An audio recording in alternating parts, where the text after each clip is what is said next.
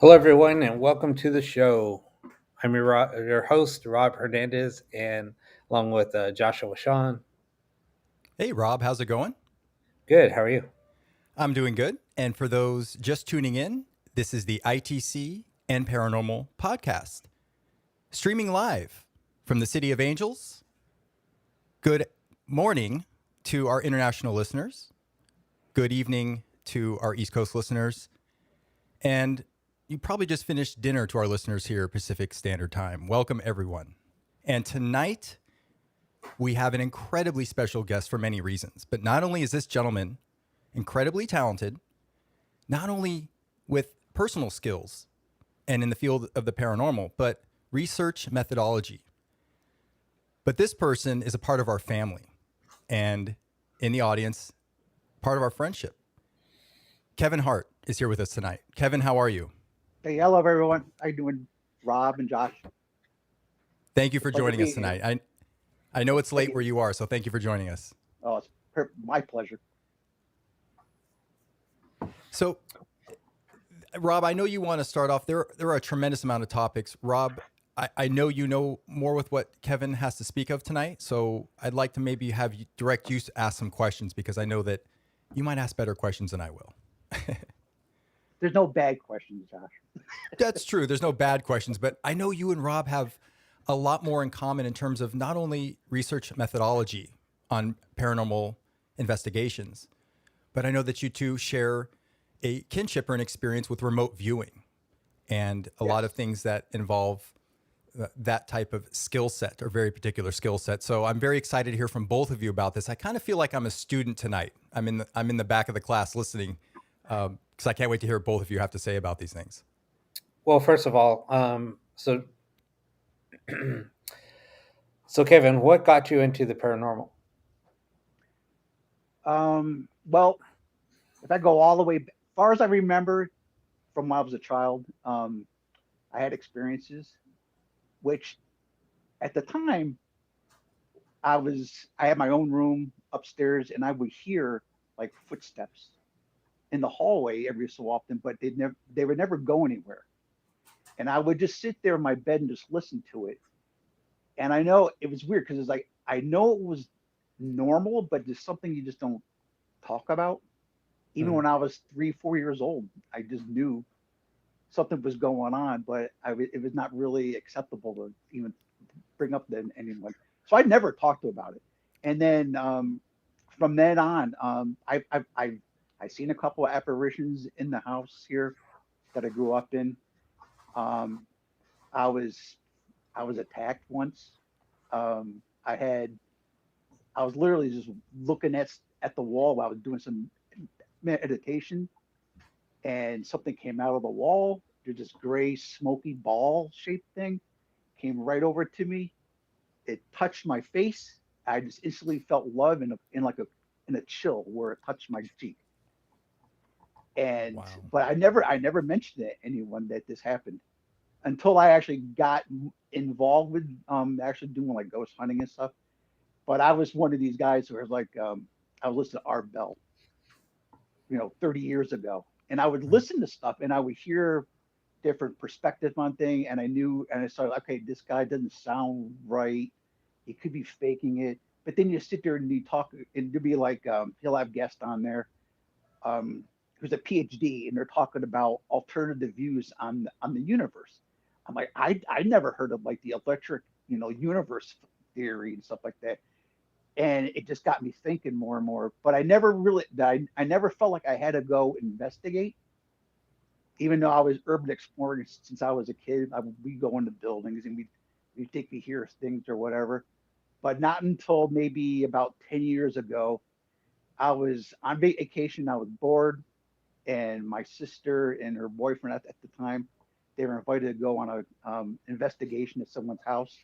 So I invited myself along, and that's when I got hooked on actually doing investigating. Um, it's that at I think it was 1:32 a.m. in the morning when I was reviewing my voice recorder. And that's all I had was just a voice recorder that I ran out and bought that day. And I hear this deep breath right in the voice in the mic. And at the time the microphone, well, the voice recorder was between me and my sister on a dining room table. And I knew no one else did that. And it was 30, I want to say 1:32 a.m. in the morning. My adrenaline shot up, and I'm like, I'm doing this again tomorrow. And for like the next, I don't know, 7 days, I probably did two, maybe three investigations every day. Yeah. Wow. And I didn't sleep for like for like an entire week. I was so wiped out when I went back to work, but it felt great, and I was hooked. Yeah. So, I mean, yeah, same thing. I mean, so I know exactly what you're referring to. It's like I was It's that experiencing a very, lot of yeah. the things that when I was a I would say teenager. I mean, I go would say ahead. it's that very first piece of evidence that you got on your own voice recorder or your own camera. It's like, this is mine. Hmm. And I didn't realize how much I enjoyed it until I actually did that myself. And then, like I said, I couldn't wait to get back out again. But go ahead, Rob. No, and I mean, I would sneak out to like places like, oh yeah, look, that place is haunted, whatever. And there was some old vintage homes. There were farmhouses. Now they moved them onto what they call Heritage Square here in town.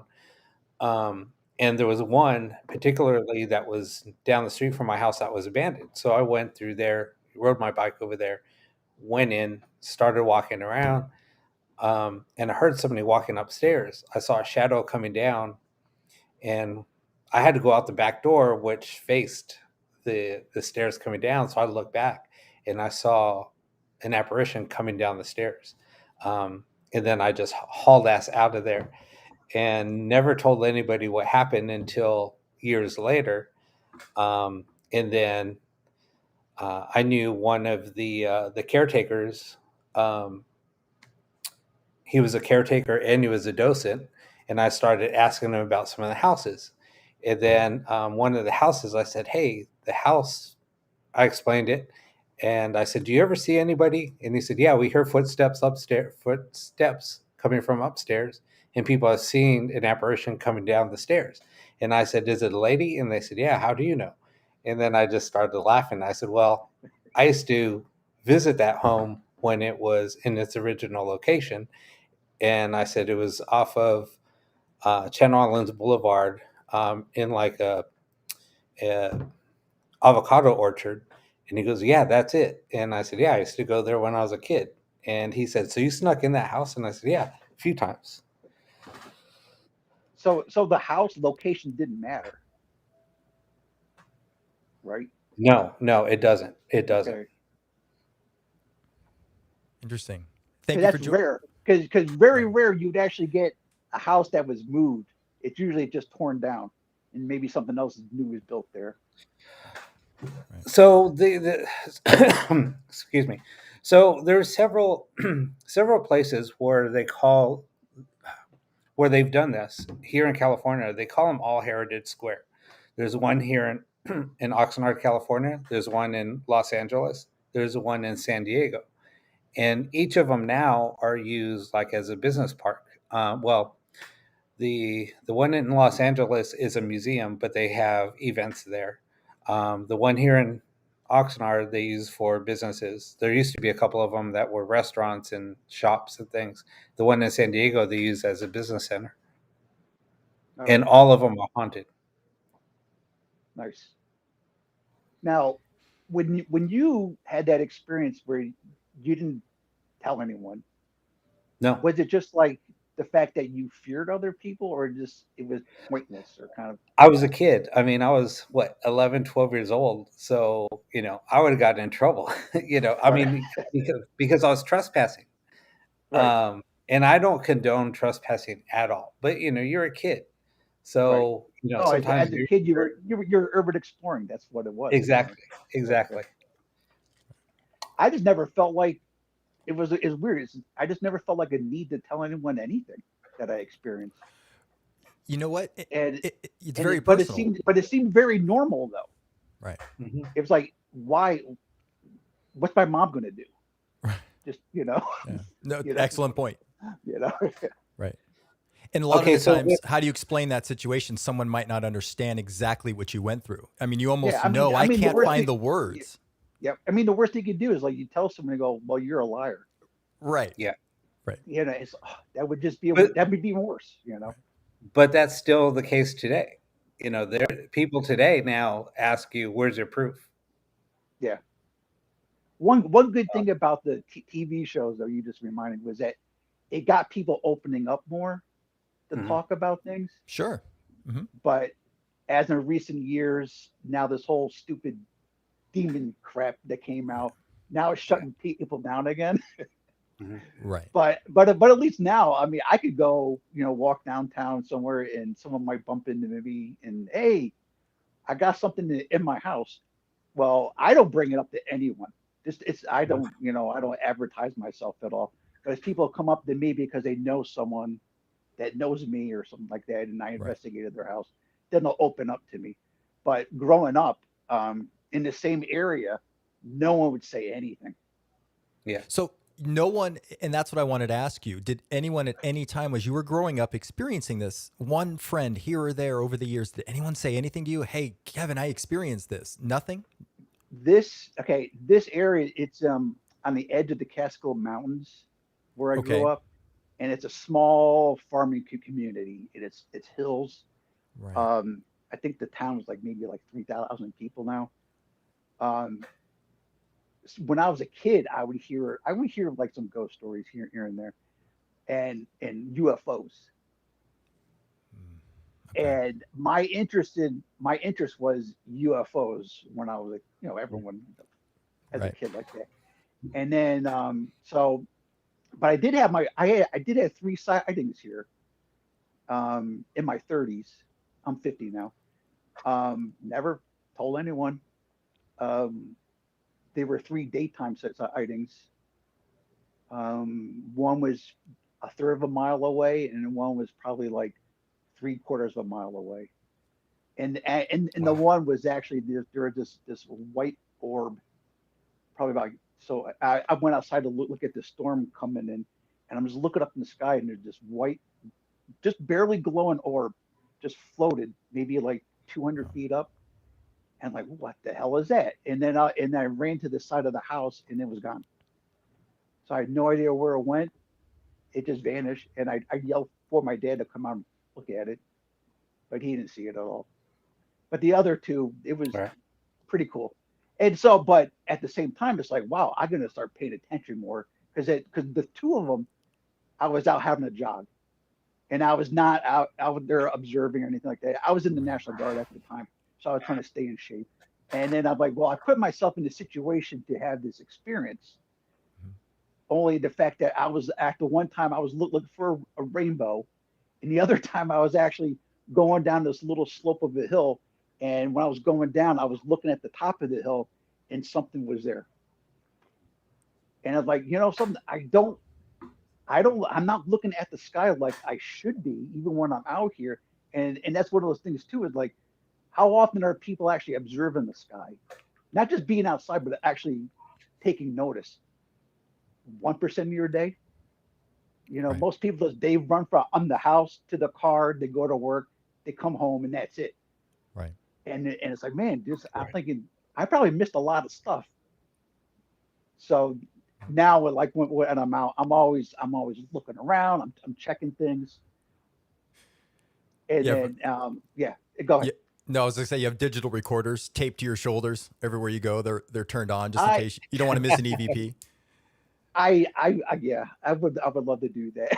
I know. I actually wish that was okay in society because I would definitely, suit up in my, you know, multi omnidirectional microphones and just walk around Right. just for the heck of it. Right. There's a lot of places where I would, something actually doing a lot of this just the ghost investigating stuff. I'm like, there's stuff everywhere. Oh, right. Right. Oh, all the And time. Yeah. yeah, and I usually tell people who are kind of like on the fence of things. I'm like, don't believe anything I say. Get a voice recorder, put it in your house, and just start talking like there's someone there. And I'd be like, I guarantee you, Right. you're gonna get a voice. And that's Yep. what's so fascinating is you try and tell people this. When I say it's for everyone, I mean anyone can experience this. Just with a little bit Right. of awareness and attention and some patience, you can It, observe this phenomena. It's yeah. incredible. Well, the only thing that Yeah. separates us, I don't say weirdos, from doing this stuff and the normal people Thanks, is Kevin. that we have zero fear of it. Right. Right. And that was the one thing that I noticed when in town here there was a famous killing that happened a few years ago. I think they did like a show on like the ID channel. It was something like the Okay. pumpkin patch killer, and Okay. I knew the people. Oh. And what happened was this woman. I'll make this short story. She killed her husband, stuck him in a drum in the shed, and she lived there for like 2 years with him in the shed. And then she wound up. She met a guy after she claimed that he ran off. She met a guy, killed him Oh. in his house, and then killed her dog and killed Oh. herself She had to kill the over dog. yeah, over the fact that she was supposed to go to trial for stealing a wallet. Right. But so when we went there, just out on a whim, my sister's boyfriend was like, dude, we got to go there and check this place out. And Right. and we're walking around, we're trespassing, of course, but it was Right. don't no one lived there. She was dead. I don't think their family even wanted anything to do with the place. And I'm peeking in the windows. I'm peeking in the basement window. I'm snapping pictures. And I get home. I go, that I had, I'm like, something's wrong with me. That didn't creep me out at all. In fact, if anything, I was thrilled about it. And I'm like, there's something wrong with me. Wow. And so after that, and I'll go on these investigations. I'm like, I have to like calm myself down because I'm so amped up from excitement. And meanwhile, half the people are too scared to go in the basement or whatever. And it's like, dude, this is beautiful down here. This is awesome woodwork, stonework, and like who knows, the creep factor. I guess I really like it. Well, there's a fascination with the unknown and Yeah, the unpredictability of the situation in the paranormal because as we know, there is that anticipation of the unpredictability. You don't know when you're going to get that response or that poke or that push or that light experience with lights or anything flashing in front of you, that you just don't know when that's going to happen. So I think that does build that excitement or those butterflies in yeah, your yeah. stomach. Sure. So somebody has a question. Carl has a question about remote viewing. Oh, Is it true oh, there it is. Okay. that a place can be energetically blocked from accessing by remote viewers? Okay. I believe so. In fact, um, you could just lump all the paranormal and kind of like in this soup of a you know experience where um, from doing my own ITC in my house after a bad experience, which didn't bother me. I had no more experiences in my house with the spirit box. Hmm. It just stopped. Like something blocked it from ever happening again. And I believe that you could actually, I don't know what the rules are or anything, but I think like certain things, I don't know if there's a I don't know what the different theories are about, like the simulation theory Mhm. or whatever's going on.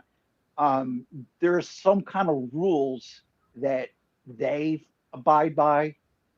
There might be some like say like with remote viewing, you might have an entity. My understanding is like you can have an entity that of a different species that actually has the ability to block you, which Mhm. seems like it happens with when you talk about aliens. Like if you're going to remote view the moon, and there's like remote viewers that go, dude, I was there on the moon. All of a sudden, this entity looked at me like he saw me, Right. and that was it. I was blocked. I couldn't do anymore. So where the line is drawn, I don't know, but I think you could actually be blocked, or you might have someone so good that they can actually mentally block you from what you wanted to do. Oh, interesting. Okay. Because you can have your own I see. intention, and where you go, your own intention, you know, I don't know if say that outdoes the other person trying to remote view you or something, and it stopped. I never So really I mean, got too in depth with that, but yeah, go ahead. it's almost like, psychics don't have the ability to pick the winning lotto numbers, things like that. It's Right. because it's almost like there's rules, um, It when might. it comes I mean, down to you could go in the fact that it's not your fate line to actually win. right, True. You That's a know, good point. right. No, I mean, exactly. you could just sit there and talk about different theories or whatever, and it's like, dude, I'm so much into like the like a couple years now, the cell emulation theory, where your plan was you're not supposed to win, Right. so you're not going to win. Yeah, Right. Right. Yeah. you got No, some other exactly. suffering to do. You have to go to work and And take your that's where job or whatever. Yeah, that's Yeah. where I guess you could talk about you can do past life regression and try and hmm research more about your karma to find out mainly what your purpose is maybe in this life right. and hopefully learn those lessons. So if you have to come back, I hope we don't have to, but if we have to come back, then maybe next life you'll win the lottery or your karma will, Right. provide you some I good started fortune. I started getting more and more in the past life progression for some reason, Right. and I just like um back when I don't know why I got into meditating, but it was probably like in my late 20s. I just fell in love with it. Right. I asked myself to tell myself, how did I die in my previous life? And right when I'm drifting off, and this happens, okay, so we're like remote viewing everything, your theta state. Right. Theta So waves. at that point where I'm falling asleep, I hear a loud gunshot, and I woke myself up. I'm like, holy shit, I was shot and killed. Oh my gosh, Kevin. And I'm going, because I've always had this thing about, when I was a kid, I just loved just World War II books and stuff like that. I would collect books. I couldn't read, but I was just fascinated with guns, military stuff. Um, Right. no, know why. And I'm thinking, I might have been killed in World War II or something. Yeah. And Well, I so mean, yeah, go ahead. and I think it's I was the same way when I was growing up. I was fascinated with World War II. Um, I was the same way. Looked at any book that I checked out from the library was about the war. Any book that I would go, if we went to a bookstore, anything like that, that's where I gravitated towards. I mean, I was building models from World War II when I was a kid. I could name any, It just feels right for some yeah, reason. Yeah. I could name any aircraft. I could name any Wow. tank. It was all of those things because that was my passion. Um, One of my things when I was a kid, I drew a lot. It was strange. I remember I would draw pictures of a door gunner of an airplane, wow. and I'm like, and I'm thinking back at it like, there's no reason for me to do that. And I'm thinking maybe that's what happened to me. Maybe I was a door gunner in an airplane. Right. And then Yeah. every so often you get like little hints of stuff. And I'm like, well, maybe that's what happened before. Yeah. So what got you into remote viewing, or when do you know, like, you had your first remote viewing experience? So when I was a kid, what there's a couple things that pop in my head about it. First thing was, remember that game where it's a hot cold game Mhm. where someone would pick out an item and hot cold. There was multiple times, and I remember this one specific time I was at my friend's birthday party. I was I was picking stuff before they even started walking to the item. I was just on fire. I was hot. And I remember looking around the room and the parents were like, what the hell's going on? And I was so proud of myself because I was like, I know something that you don't know. Right. Right. So and then after that even it was besides that was I would lose, say if I lost my basketball, right? No idea what it was. I would close my eyes and just shut off everything and just have a feeling of like, okay, where are you? And I would just like say, oh, the basement. I have a feeling that it's in the basement, and I would go down the stairs to the basement, and there it is. But and then I remember one of my best friends. He goes, "Oh, if you lose anything, just ask Kevin to find it." It's so Wow. there's so there was so it was never like a bad thing or whatever. But I remember just it was just a normal Right. response of like, well, if I want to find something, just close my eyes and think of where it is. Wow. And That I never learned it. I just knew that's what you did. right. It's instinctive. It was natural. It was Yeah, yeah, it, yeah, it was almost like a subconscious routine function of your body, and just you could just do yeah, it, no problem. Just like breathing, you just do it. yeah. Mhm. And Right. it was like, and then you think about it now, it's like, was it in my DNA? Is that part of my Right. mind that I carried over from, say, like a past life or whatever, Right. or something, and then so I never really got into it too much. But I did start when I was a teenager. I would get books out from the library about remote viewing. Now, remote viewing itself, that is a military government CIA protocol. So that's a certain protocol to what is it's not really remote viewing when you do it separately like what I was doing. It's more like remote sensing. Right. Okay. Yeah. And so like when you do the actual protocol, there's like a double blind and they go through all this thing and they have like a certain instructions on how to fill out this questionnaire and all this stuff. My thing was I would just get an instant image. Most of the time I would just get an instant image. And so one of these things like well, the fact that my mom never was like a doubter or anything. So we would actually do stuff. And so what she would do is she'll get the deck of cards out, pull out a card, and then I would remote view the card or whatever you want to, clairvoyantly see the card. Yeah. And I'll get a hit for the first one, but after that, I notice I force myself and I can't get it. Yeah. Okay. And So see, this is something that, so before the show started, Kevin and I were talking. So when you do remote viewing,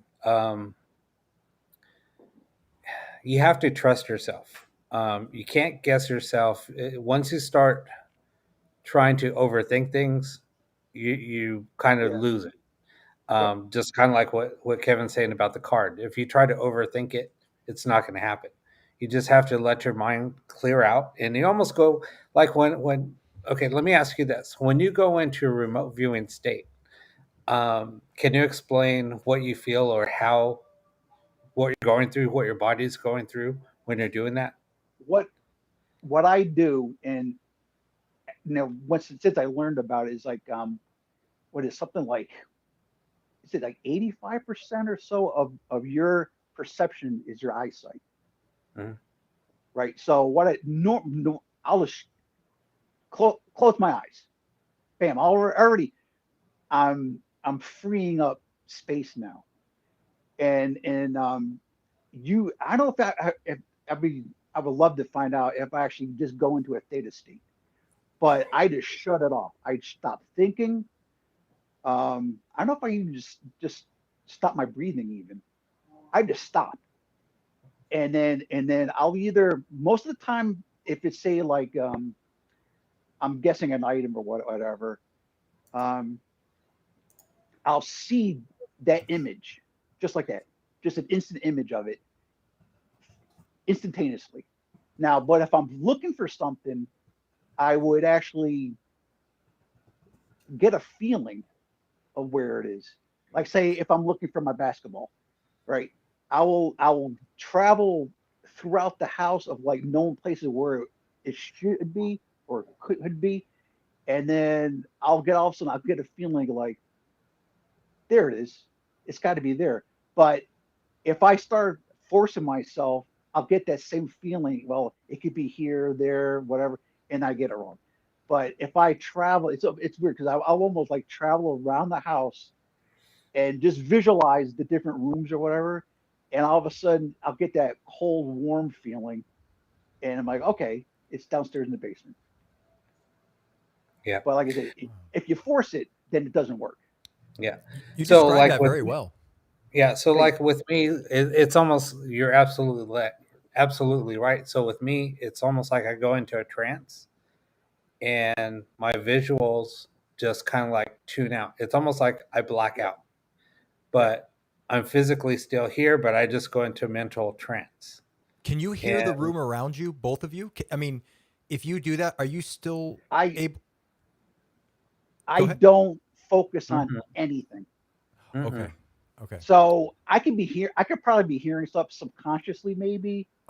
I'm Okay. aware of what's going on, but at that moment, and it doesn't, it only lasts like a couple seconds when I'm doing it Okay. at most. But most of the So time, it's instant. yeah, so like with Lisa's like from Life Paranormal right now. She's monitoring this show right now, but um, so during the show, we kind of did well, not during this show, but there was another time when we were doing a live.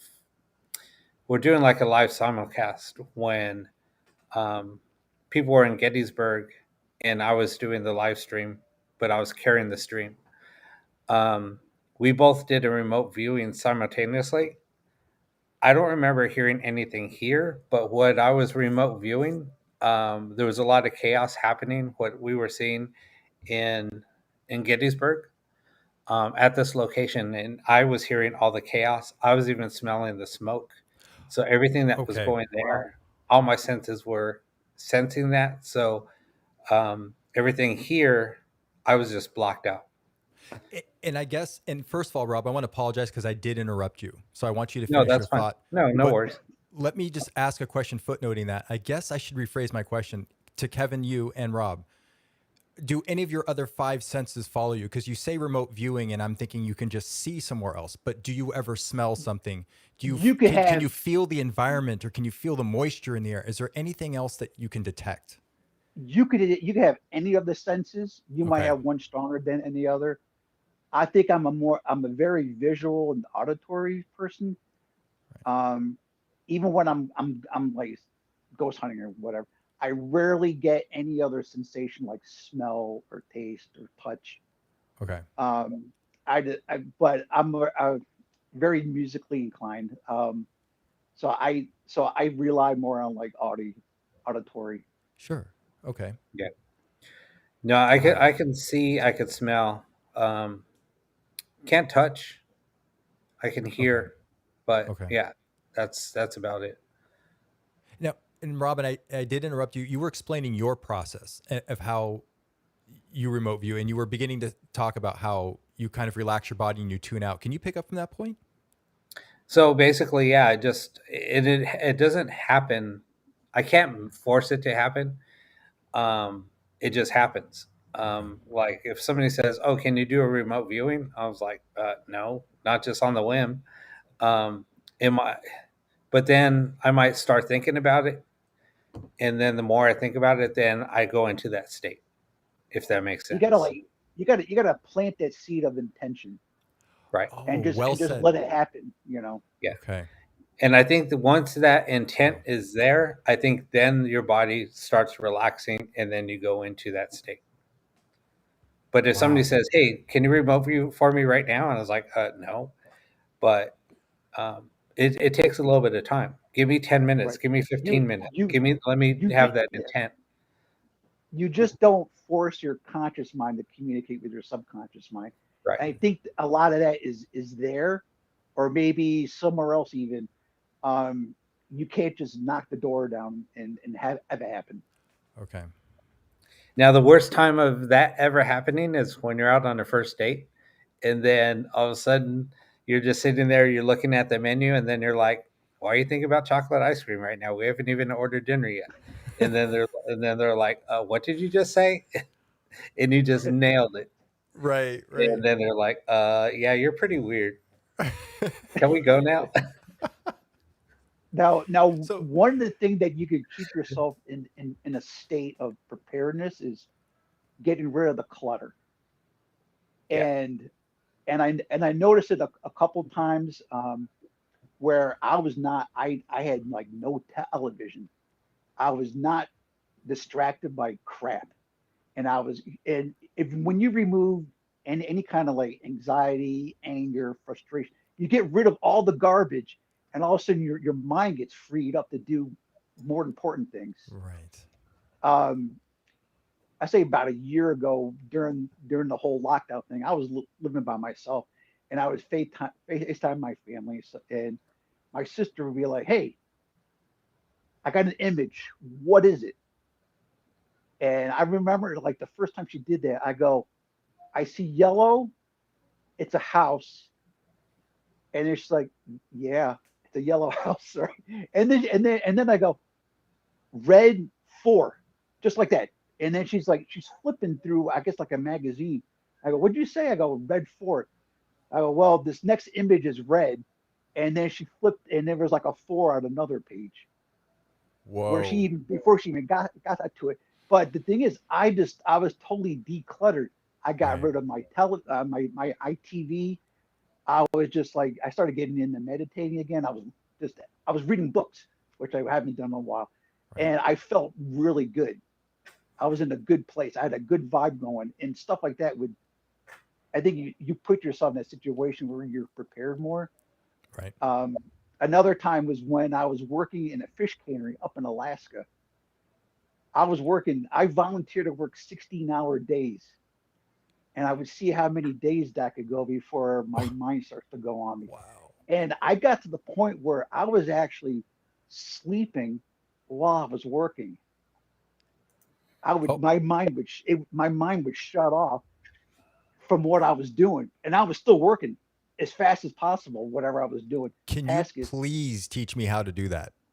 but the weird thing is like I started I need that. hearing, I started hearing auditory like music playing, and I didn't realize at the time the auditory cortex in your brain, that's what I was Oh, hearing it from. right. And it would put me in this nice calming mode, and I was working, and then I would get off at 16 hours. I'm like I feel refreshed. And I remember I was going, and Wow. we had to wear earplugs because the plant was so noisy. Sure, sure. I remember walking into the bathroom, and I'm humming a song. Just instantly I started humming a song. There's a guy in there singing a song in the bathroom, and the guy was from the Philippines. And I'm like, I'm singing, I'm humming this song this Filipino song. And before I even get to the bathroom, the guys, I'm like, holy crap, I picked up on what he was doing. Right. And I noticed I was doing that.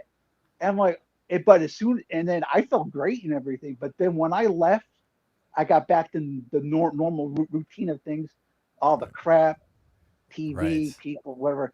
And I lost that, but I felt great in that entire time when I was there. I was like, I would like I said, when I would get down to like I'm sleeping while I'm working, and we had an earthquake that hit one day, and Right. it jolted me awake. I'm like, I started getting, I was like, who the f Right. shook the machine? Who woke me up at work? I was How? pissed, and then I'm going, wait a second, this is like a 10-ton lathe that I Right. got mad at because it woke me up. Right.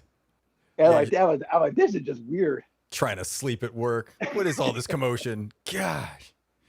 No, Kevin, that's amazing because it shows the true it shows more than anything your not only the confidence you had in yourself to start trusting that natural process, which came so easy to you, but Mhm. when you say that you place the intent first or plant the seed that you want to do this, it's really seems like a lot kind of ties into manifestation. You're almost manifesting this intent, and your what you're manifesting is coming true. If you know, meaning if you Right. really want to remote view, and You really have to want something to happen, right, right, and not just say you want it to happen, but it's something like the deep recess of your mind that you know it's going to happen because you really want it to happen, Yep. and you do, and then you so like I said, you plant that seed, and then most likely it's going to happen.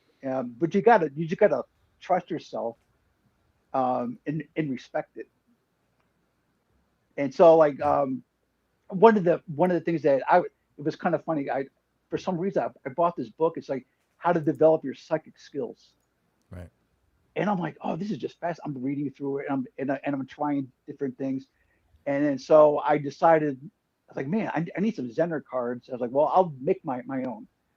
And so what I did was, um, I would try to get down to like that meditative state, and it's that when you get in that theta wave state in your mind, that's when stuff happens. Yeah. And Yeah. so, yeah, so what I do was I had the stack of cards. I'll just grab these here, and I had him in my right hand. And I woke up in the morning, and I know, okay, this is a theta state. And after sleeping, I'm not cluttered with crap in my conscious mind. And then I told myself I'm going to identify the top card. So I started to drift off, and I got an image. And I was, and so what the different cards were, they were different colors. I say like a yellow square. It was a black construction paper, would be like a yellow square, different colors, and then I would like simple shapes out of like white. So it'd be like one line, a lightning bolt, three lines, um, a circle, triangle. And what my mind was doing was I didn't realize it was combining the top card, and it was identifying this as the top card. So it was combining the two top cards because I didn't distinguish. I thought it was going to take this card, but it was actually combining these two as the top card because it doesn't matter which way. I guess that's the way the subconscious mind works. Is that it doesn't matter because that's the top card and that's the top card, and it did that like 5 or 6 times in a row. Wow. And then after that, I was just so just amped up, I couldn't do it Oh anymore. yeah, And I then would be when too. and then after that, what happened was I would do it, and I would force myself, and I couldn't do it. And then I realized, oh, I can't. It doesn't work like that. So, forcing yourself and manifesting, to be very specific, and I'm probably stating the obvious, are really two different things. Because manifesting, I it seems like Yeah, you relax and almost flow with the energy in the process, whereas forcing yourself is kind of, you're almost getting anxious or angry with yourself, like, come on, do it already, yeah, you know? yeah. I'm gonna say I think your ego gets in the way. Oh, excellent. Well said. Yeah, Sure. and yeah, so you got to just stop it. Just Okay. don't. You got to like disassociate yourself with yourself and just let it happen naturally. And I think a lot of people are just too afraid to just let themselves go. Right. Yep. Right. And I guess that, like you said, that's the ego is letting go. And if something starts to feel weird or something feels different, and I'm Yep. using very generic terms, that maybe that fear, where the ego implements the fear stage, and you go, whoa, what is this? And you kind of pull Right. yourself out or stop it. And Right. that's what And Lisa said, trust the process. right. And it's kind of funny because that's how I do ghost investigating. Right. I'm the same in way. Um, and it's like I'm kind of like the observer where I'm learning different things, learning different paranormal things, and I try not to judge anything. Right. Where it could be totally woo woo whatever, but I'm going, well, let it happen, let it play out, and if I figure out logically that it's fake or wrong or whatever, then okay, I'll just stay away from that. and then I'll just gravitate towards stuff that, okay, maybe there is like the whole thing about UFOs, Bigfoot, different kind of cryptids. I'll give it the benefit of the doubt and then let it play through. Sure. And well, because of that, I'm finding more and more of these things are all interconnected. Yeah. Right. And I think a lot of it is has to do with you, the observer, allowing it to happen. Mhm. That's a really good point, is our own subjective perspective and Yeah, awareness. And like you said, I think the ego can block a lot of that at times. Yeah. And I think that that's where we've been talking about where the different councils are. There's spirit, and then there's galaxy. Um, it's there's two totally different, I guess, levels. now one of the things I spent the past 10 years working as a logistician for the military, and what I do is so I'm very logical about what I was working in a lab at a secret military base. We do a lot of Ooh, what'd you see? What'd weaponry you and stuff see? like that. And I didn't see anything I, cool as far as like back engineering, I wouldn't want right? you to But tell us. I want you to get yeah, trouble. but I was and then I wrote contracts, government contracts, for like up to like $50 million, Whoa. and you had to be very. Ooh. I mean, you think like a lawyer, and it's very logical. There's steps, and that's how I think I and I loved it, and that's how I approach a lot of this stuff. Is I logically look at something, Mhm. and I try to keep my ego out of it. Like I said, I try not to judge. I'm I'm I'm observing, and Right. I don't let my fear get in the way because it's like I said, Right. I don't know why I'm not afraid when I go in these places. I love it, and that's why I think I'm very successful when I'm doing stuff like ITC, Mhm. ghost hunting. Well, but you nailed the hammer on the head. Great. Then It's you nailed the. when you do go ghost hunting and you have abilities, the best thing to do is go in there with an open mind.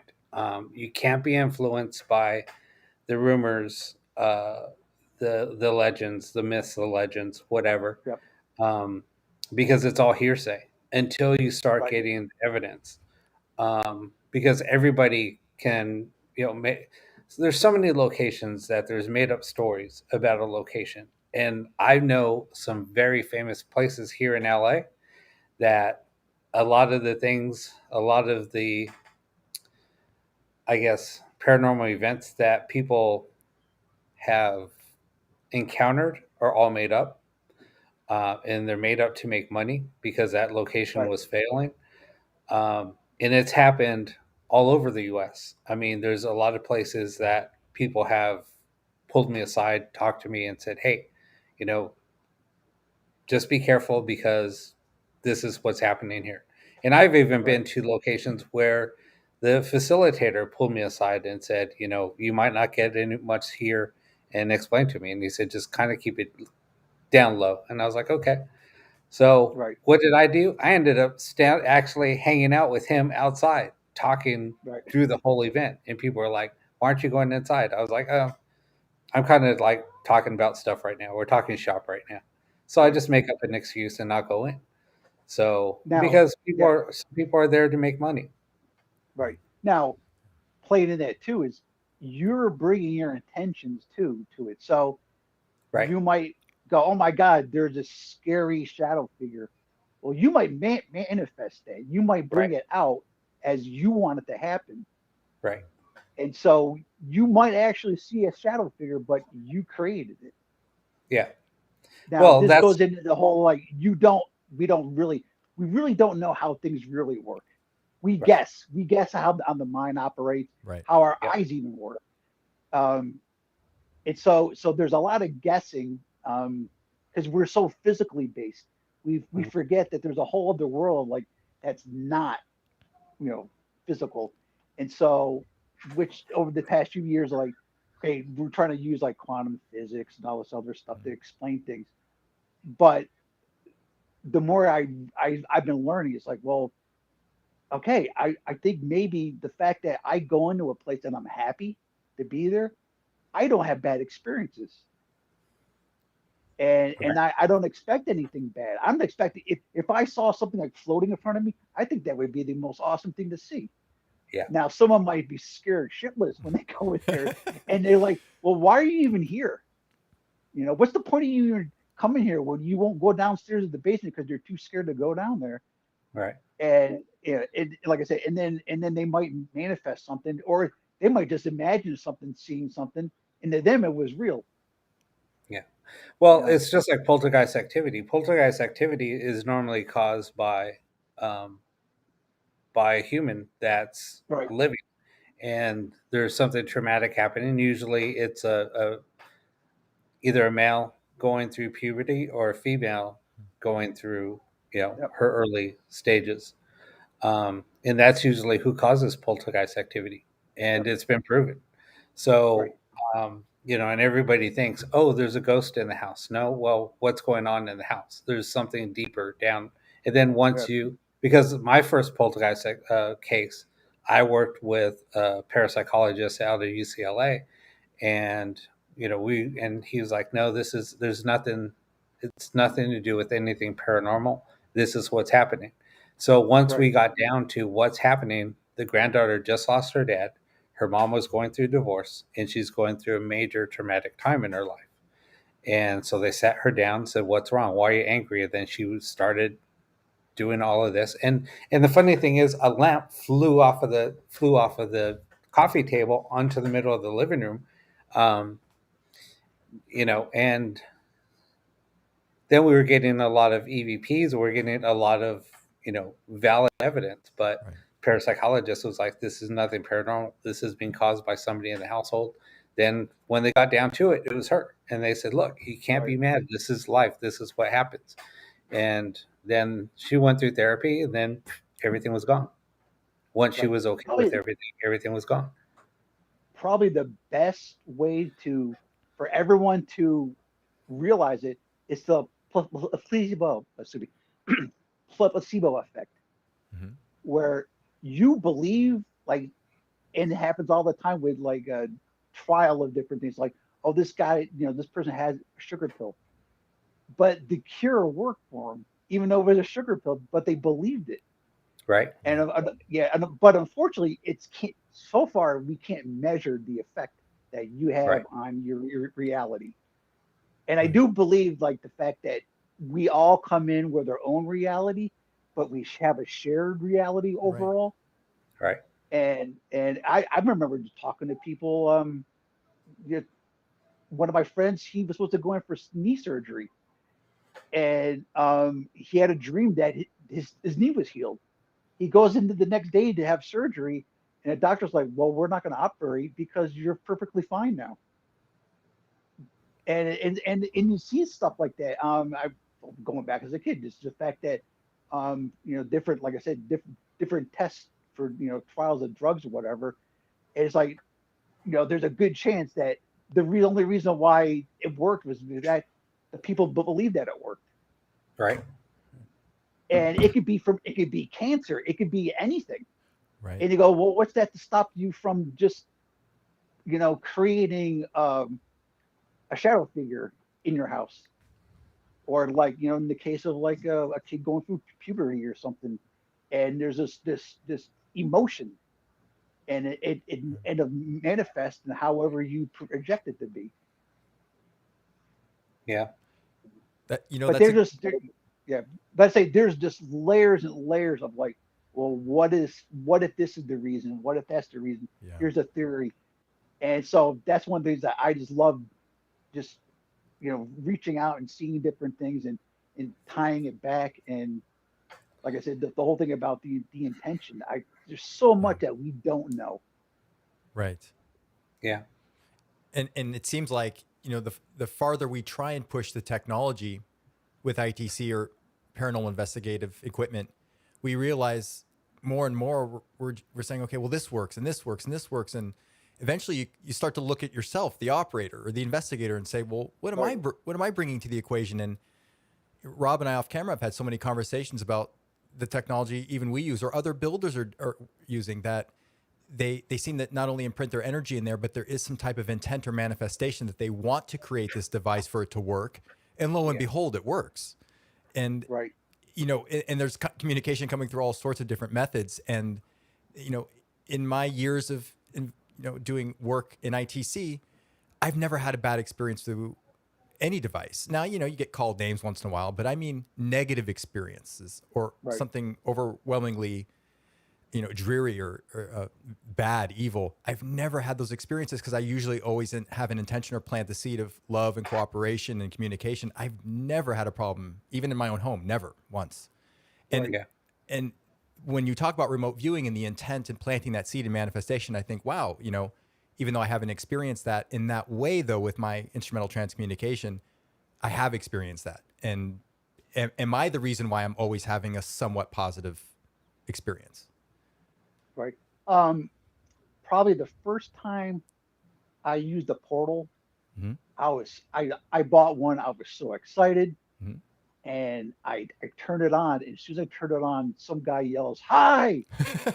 And I was like, "Oh my God!" And I called my mom up and everything. I'm like, "This is great. This is awesome." Sure. And I never had a bad experience until I put a REM pod out. And so what happened was I put a REM pod. Now I set up this portal in my bedroom, right next to the bed. I had a spirit box going, and I go, "Look, I'm going to put a REM pod out. If you want to talk to me, touch the REM pod, and I'll come in and talk to you." Okay. And because I'm going to be eating dinner in the other room, right? So, only if you really want to talk to me, because I'm eating mac and cheese tonight. So only if it's important. So I'm sitting in the other room watching TV. I'm eating dinner, and the REM pod goes off. So I ran to the other room. I go, "Who touched that?" And I hear this little girl go, "Me," on the spirit box. I'm like, "This is really cool." Well, I did that for 3 days. And the 3 days in a row, I think I got something every day. But the third day, I missed it because I would sometimes have like a voice recorder recording the session. On the third day, I went to bed because usually I'll just crash. I'll get really tired at about maybe 8, 10 minutes into it. And then I just went to sleep. I woke up the next day and I had this scratch right down my left arm. Oh. And then I was like, "Oh, I think I did that." I don't know. I'll just say that I did it. And then I played the voice recorder back, and I had the voice recorder next to the speaker so I could get the spirit box off. Well, in between that white noise static, because I was using an SB11, I was hearing a woman talking in the room. And what happened was I invited them in my house to touch the REM pod. Otherwise, they would never come there. It's like they were in a different place altogether. They weren't local. And I said, "If you touch the REM pod, I'll talk to you." And that was like, so I actually like invited them there. That's my theory of it. Right. So I invited them in, and she was there talking to me, but I went to bed. I guess it made she got pissed off. I went to bed. I was not talking to her anymore. And she was trying to get at my attention. And because I don't think they ever try to harm you. Maybe 99% of the time, if something does happen, like a scratch or whatever, it's like, "Hey, why can't you hear me? Why can't you see me?" And they try to, touch you. Right. And then that's what happens is that, so I don't think it was any intentional. It's just that she got frustrated that I went to bed. Jeez. And then that was the point where I stopped getting ITC in my house. It stopped.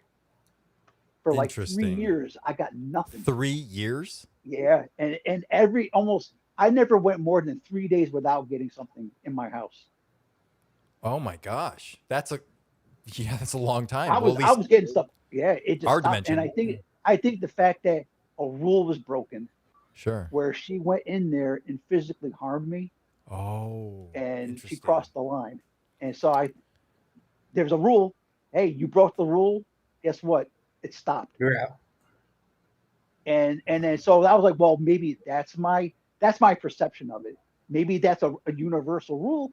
Maybe it just happened to me. I don't know. Right. No, And then I would, yeah, and then I would keep trying. It didn't, like I said, it didn't affect me at all. I was like, that's pretty cool. Um, and from then on, I kept trying, nothing. I'm so happy you shared that perspective because many of us in the ITC community have experienced what's called blackouts. Not Right. for that long, not for 3 hours. I actually recently had one this year, and it was for probably a week or so. And I don't want to get into the backstory; it's too long. But the bottom line was, I had a blackout, and I couldn't figure out why. I mean, literally, after years of consistent, awesome communication, it stopped, and I couldn't figure it out. It Mhm. eventually came back, but other people have reported blackouts. And Rob, I know that sometimes when you build, and I know you're focusing so intently on the building aspect of it, that sometimes your mind is just in a different place, and Yeah, sometimes I mean, I can do ghost box sessions when I'm preoccupied, get nothing. right. Um, That right. but if you're intent, like with the Saturday show, when we do a lot of sessions back to back to back, our intent is there, and the communication is like just Right. it's nonstop. Yeah, and Uh, go ahead. I was just going to say the metaphor I was trying to think of was, it was almost like this year when that happened to me, it was a reset. It's like someone hit the reset on the Nintendo and everything reloaded, and now my communication is back to where it was. But it was just like this blackout reset where no matter what I did, even my best boxes, even when I was most relaxed, it was very interesting why that happened. I still can't figure it Yeah. out. And Wayne even says he hasn't picked up an EVP in a long while. Okay, there you go. I It's yeah, I've never found any rhyme or reason for anything to happen. Um, I used to go, well, it's snowing out, it's raining out, it's the time of day. Nothing. I can't make any kind of correlation to anything. It just doesn't work, or it does Now, work. I have found on full moons, I've never had any activity. I mean, and I've been same. tracking it for years. Um, I used to, so back in the day, I used to keep a log. I mean, constantly. When I first met Josh, what was I doing? Filling out paperwork. I Yeah, did the tide. I did the moon phase. I did. Was there any solar flares? I did right, the temperature. I did. I mean, everything. There was a checklist, a long right. checklist You had a on FLIR every also to single take night. temperature readings everywhere, and I mean, Yeah, yeah, it was more data collection than it was investigating at times. yeah. Yeah, Now, So I didn't. I mean, Yeah, I didn't go to that extent, but because I was initially when I first did this, I'm gonna say almost for like the first year, I might do 2 or 3 spirit box sessions every day. yeah, right. I would do it before work, after work, Yeah, on the weekends. I was just doing it all the time. yeah, yeah. And And no, go ahead. go ahead. I say, and but from my experience, I didn't notice anything, but at the same time, I wasn't tracking to that level. But I never had a reason like the fact that, like I said, I never went more than like 3 days. Now, right, what happened in those 2 to 3 days? I don't know. right. Yeah. But I I mean, like I said, I mean, back in the day, I mean, it wasn't only me. There was, I mean, every single team out there that I knew was doing this data collecting. And there was another team that was collecting all the data and putting it in a huge database. So everybody was checking in during Okay. investigations. And it was kind of cool because we were all sharing theories, we're all sharing our evidence and trying to see, okay, what days, you know, so there Now, was I was basically one of the guys was as was an analyst, so that's why he started doing it. So he okay. put all of the analytics together, Hmm. and you would show the best days to investigate. And then it came down to 2 days before a full moon, Right. 2 days after a full moon. Um, those were always the best days to investigate. and those Now, were the days you would get most of the evidence.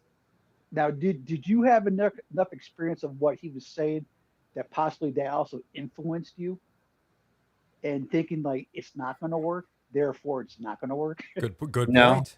Good point. No. because I went for a long, even though I knew for a fact that nothing was going to happen on a full moon. I never went. I always went in with the intent.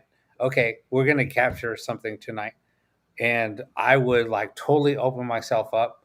My energy was there. Everybody's energy was there, and we would still go in and capture nothing. Not even Well, an EVP. Not one EVP. Wow. And Rob, to attest to that, I've actually had similar experiences even prior to knowing you on a full moon conducting ITC sessions. I always got the impression or intuitively felt that it was kind of a night off, like everyone was recharging. Right. The spirit world or whoever we're communicating with, even ourselves, whatever the case is, there just seemed to be this collective calm or peace or truce of we're all recharging. And it's just, I don't know. I've never had a lot of success on full moons. I've had that experience as well. now And it one was thing I both had. on a waxing and a waning moon. I mean, Right. Okay. so it didn't really matter. Now one thing I did notice, there was a trend that happened where there was a historical society house that I would go to. Say if I took a week off from work, I would come home where I grew up, and I would go to this historical society house Mhm. and say like I come home on Friday and we do an investigation that Friday. Sometimes it would be good, sometimes it would be a miss, but we do it every day and it would ramp up. Say like the next 3 days it got better Mhm. and better, but at the tail of it, it got bad again. Like the last day that I was there, it was like okay at best. But and then my friend who was the head of the historical society, Mhm. um, his his wife, I think her cousin lived like next door to a place I investigated, and no one knew that I was doing it except the homeowner. And she'd be like, "This is really weird. Like things start happening at my house, like 2 weeks out, and at the historical society house right down the street, a friend of mine lived across the street, and he go, it's really weird. About 2 weeks out, before I would come home, things got weird at their house." And like that's kind of funny because it'd be like at the last minute when I'm coming home, I don't even know that I'm coming home, and things start to ramp up there in anticipation that I'm coming, Right. and it's almost like they were waiting for me to come back, and I didn't even know that I was going to be there. It might be like Right. on a I got Friday afternoon. I'm like, I'm just so mad. I'm just going to go home, just take a week off or whatever. And Right. so, and there's like they knew I was going to be there before I knew. Right. Right. So So and it's like, yeah, Lisa, to add to your comment, that's absolutely not true. I mean, yeah, I mean, absolutely agree with you. People only think spirits only come out at night. To be honest, That's right, every Lisa. That's right. single apparition I have seen was during the day. Mhm. Well, I'm not going to say every single one. I've seen a couple of shadow people at night, but solid apparitions have all been during the day. Most of my most compelling evidence has been captured during the day. Um, I but I'm I just talking about I when we're investigating at night. I've never had any experiences during a full moon. Is what I'm saying, or even during the day during a full moon. I love daytime investigating. Yeah. I I would I rather prefer it investigate during so the day. much more because what happens is that from all the study that I've been doing these past couple of years now, Right. instead of watching TV, I'm reading about physics and other crap. Yeah. I'm like I'm learning what I should be screwing around watching a football game. Right. And one of the things is that the That's fact good. that That's the sunlight has all the spectrum, infrared, I ultraviolet, was the full spec. Yeah. And so, and what happens like during the day, then there's no shadowing. right. Right. And Right. like here, as an example, so these full spectrum lights, they have infrared, IR, and visible light. it's only good for like maybe 25, 30 feet. Right. And so I Okay. put two on there. So I kind of get, but the thing is, after 30 feet, it gets dark again. Right. Oh, And right. and Right. and even then, if it's on, I'm catching shadows because I'm creating a shadow behind a chair, Mhm. whatever. And Exactly. there's all these dead spots. Right. Well, Right. during the day when I had this thing going, the whole room's lit up, and I'm like, oh, this is so much better. And EVPs don't change at all. Right. You're not missing anything because Right. what you think a ghost is going to be sleeping Right. during the day? Well, You here's know, the thing. Like, so if, and here's my biggest, I guess, thing that a lot of investigators don't pay attention to, or you have to listen to what the client says. So if you're interviewing somebody and they say, "Yeah, I see a woman walk from my living room to the kitchen every single day at 10 a.m." Okay, we'll be there tonight at 9 o'clock to investigate your house. right, right, Okay, they get there, they capture absolutely nothing. Okay, yeah, you went there at night. The customer says, or the client's telling you that they see somebody every day at 10 o'clock in the morning. Once you go there at 8 o'clock in the morning, start setting up, things like that. Um, but it happens all the time. yeah. Going back to like public investigations, I I just avoid them now. It Yeah, was cool exactly. initially because I would meet people Oh, and of Right, I go to a course. place and stuff Yes. like Yes. that. But I was like, well, I'm socializing. yeah, But the thing Right. is, I would like one of the last places I went into. People are like, shut your lights off. I'm like, dude, it's a full spectrum light. And if anything, I want to put all the lights on in the house. Right. right. This total darkness crap is just Right. nonsense that you picked up from TV shows. Right. Yeah, And it's like, and here's the thing. So, what are you going to capture with all the lights on? If you're seeing shadow people, or if you see an apparition, you're going to miss it yep, because you can't see in the dark. Um, yeah. you know, My very first investigation, it happened where the woman sitting next to me she was saying she had she was feeling someone. Mhm. Well, she was wearing a green and white checkered shirt, and the shadow was picked up going behind her back. If she was wearing black like everyone does, we wouldn't have gotten anything. Right. right, Right. you know? Right. And it's like, well, and then after that, it's like, well, that doesn't make sense at all about why you have to be in the dark. Everyone's dressed in black. The only reason why I would ever dress in subdued colors, whatever, is the fact Right. that I'm wearing like a sweatshirt and sweatpants. Right. I don't Right. want anything reflective, anything like that. Or that makes And there's a lot of noise when you times, walk. Right. yeah, right, but a lot of times, like, why can't you wear a white? Everyone else is Right. wearing black. It's like this is when something does like a shadow figure passes by you, you'll pick it up. You know, exactly. Well, yeah. Everyone in the paranormal. Well, I don't want to say everyone, but so many teams look like they're in. It's like a deathcore, hardcore band or something. yeah. It's So just wear a t-shirt. You can wear other this things. this that kind of reminded me. So um I like to wear shirts like this. Yeah. So have you see that Perfect. right? Oh, And that's perfect. and so when I go That's to visit a great. client, they're amped up. When I show up with someone like this, I have Right. like four different shirts like this: blue, yellow, what, and and they'll laugh, and then they'll settle They'll down, settle they'll down. calm Right. down, Right. and I remember like this kid was laughing about it. And then but like my very first shirt that I had made, it's this one here. Generic ghost hunting. That's the best. That's I the I best. mocked. I was mocking, Yes. and I pissed off so many people because I would go on I love public it. investigations. Everyone's wearing their rock band team T-shirt. I show up wearing this. I'm Right. like, I'm just making a joke at you guys because this is just stupid the way you're acting.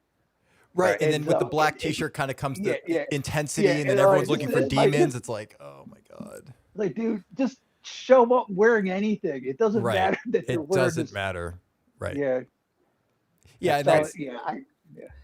because I make light of it, but at the same time, I'm not taking myself serious, I Right. was just and gonna I and say, right, yeah, and I'm not taking anyone else serious. It's like, dude, calm down. It's not our show, it's their show, or whatever it is, whatever the right, phenomenon is.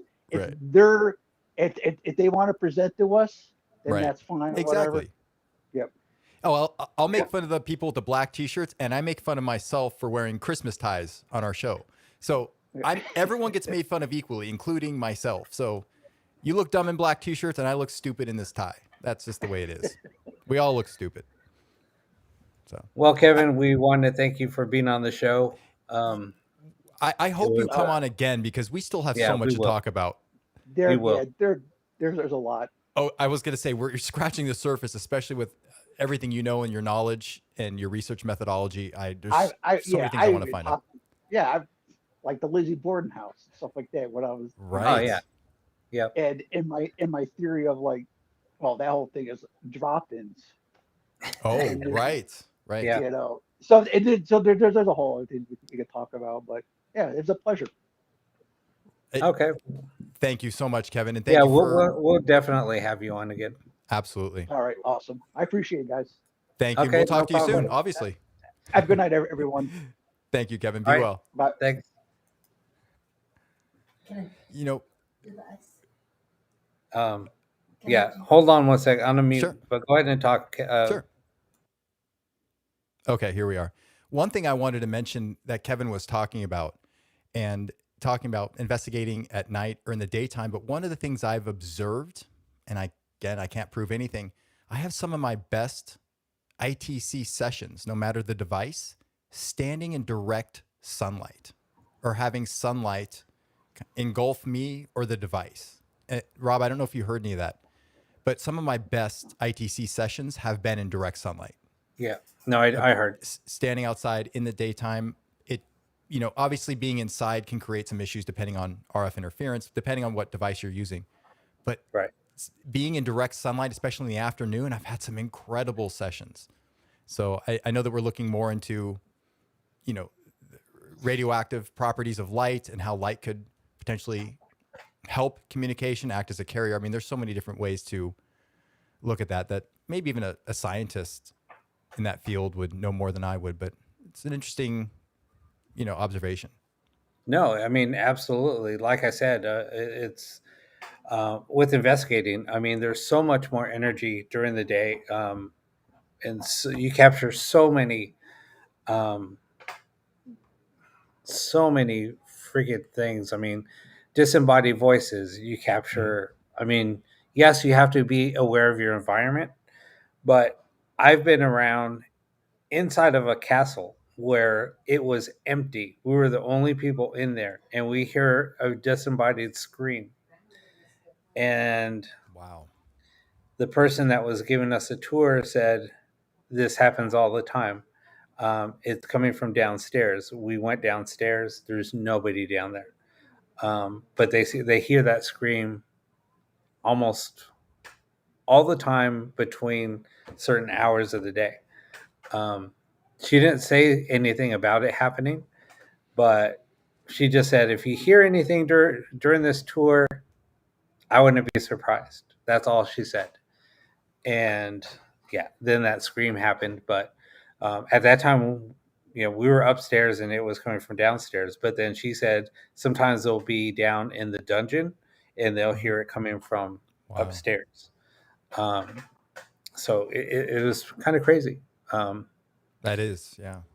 but you always have to be aware of your surroundings, no matter what. I mean, day or night. Mhm. But during the daytime, there's always so much more energy, and that's why, me personally, I prefer investigating during the day. Mhm. Um, I always have. Right. I know that most of the major investigation I was on with you was a lot of daytime Yeah, investigating. Well, a lot of the incidences were reported during the day as well. Uh, yeah, Kanga, I don't know why. Kanga says that's interesting, Josh. Why? I don't know why, and I can't yeah. prove it, and I don't know if it's true for everyone. I don't. Maybe it was just coincidence. Some of my best sessions were standing in direct sunlight. And Live Paranormal says, yeah, you would think the pandemic evidence would prove this.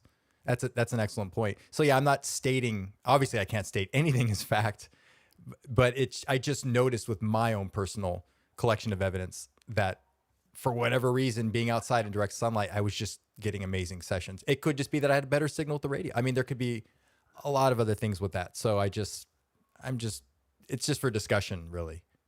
Um, Hey, uncelebrity Kevin Hart, you would never believe who we had on tonight. Kevin Hart discussed remote viewing. You missed it. I'm sorry. He was an amazing guest. I'll have to get you two acquainted so you can catch up. exactly. So yeah, Carl, Carl. you hit it. You just nailed it. Yeah, a lot of people do it for the scare factor, and that's pretty much all it is. I mean, they. Yes, I understand that it's more quiet at night, but um, I just thought of something. what's that? We talked about with Kevin, he would be on for an hour 15 minutes, but he's back in chat. Should I we know have we kept thought him on we the were show? letting him go to bed. Yeah, I'm so sorry, Kevin, because we thought it was so late for where you are, but now you're in chat. It's like, well, come back on if you want. I mean, how much longer are we going to be on? I feel bad. We didn't mean to, you can't be on anymore, but you can be in chat. Anyway, Yeah, you're always welcome. So if you want to jump back on, you can. But yeah, live paranormal, I don't know. It's just been my experience. But again, it could just be coincidence. I do know that a lot of people have had some people I know that research ITC do prefer to be outside just for reception, depending if they're using a radio or not. And some other people have contemplated that the sunlight's energy may help, but I don't know. Oh, since Josh is talking on the mic, let me just give him I am his on the little mic. intro. Let him, since he's doing all the talking, I'm gonna give him his little intro. Oh, this is where the toilet flushes and the show goes downhill. Yeah, that's what happens. So welcome to Sexy Time with Joshua Sean.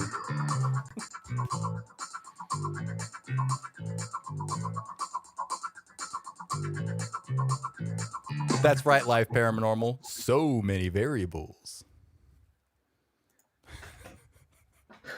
Yeah, I guess it is about that time. So welcome Josh with his assless chaps in his paddle. He's breaking out the paddle tonight just for Carl.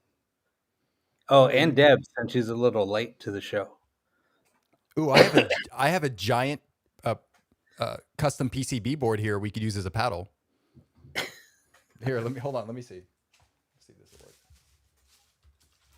work. See, this is one of my devices I'm working on, but I could use this as a paddle. This is going to hurt, you guys. This device. Oh my gosh, the capacitors are really going to hurt, but we could use that as a paddle. Uh-oh, I just knocked something off. See, look, guys, I knocked off one of my... Gosh. My poor project. I'm so sorry. Just the one shot. Oh, my poor project. I worked so hard on it, and I destroyed it to show off. That's what you get for showing off.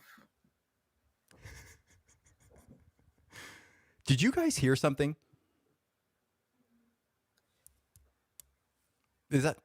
Were you playing audio, Rob? No.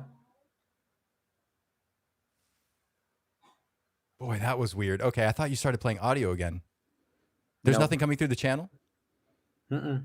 Oh, I thought you were playing a joke on me. Okay. Now, if you hear like chanting, like monks chanting or something like that, I'm downloading